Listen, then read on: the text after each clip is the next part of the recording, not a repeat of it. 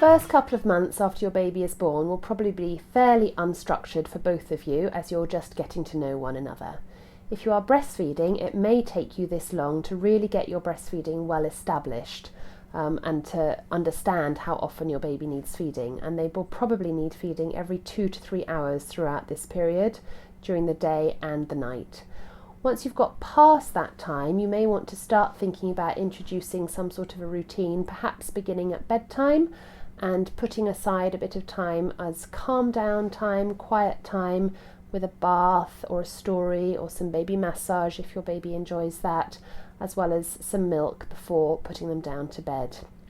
It's important to be aware though that there are all sorts of things that can influence the success of an evening routine. How busy or quiet your day has been, whether your baby is going through a growth spurt and requires more milk, whether they're teething. All sorts of things may make that evening routine not always as straightforward as it seemed the day before. When you're thinking about introducing a routine, it's sometimes helpful to spend a few days just noticing how often and how frequently your baby feeds for, sleeps for, is awake for, so that you can see if there's some sort of a pattern that they already have, and then you can work with that pattern and develop it into a routine that works for both of you. If you have an understanding of when your baby is likely to be tired or likely to be hungry, then you'll be able to put them down or feed them before they become excessively tired or hungry, which will make both of your lives a whole lot easier.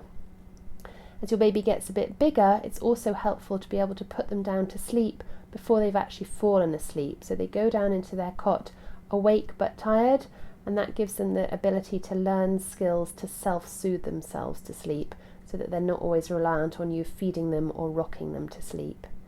Many babies fall asleep either in the car or the pram or the sling because they enjoy the movement, and whilst that can be very helpful at times, it is perhaps not something you want to become reliant on as the only way your baby will fall asleep. Many babies are helped to sleep in the evening if they have slept well during the daytime, so the more you can encourage good daytime napping, the better you might find it to get them to sleep in the evening as they are not yet overtired. So whatever sort of sleep routine you have for your baby, just be aware that as they change and as they grow, those routines will develop as well. You may find as they become more active and move on to solid food that they have fewer daytime naps, more playful time, and perhaps longer unbroken spells of sleep at night. It's always worth remembering that you'll need to change and adapt as your baby's needs change and adapt, and that doesn't mean that it's not working, it just means that it is developing.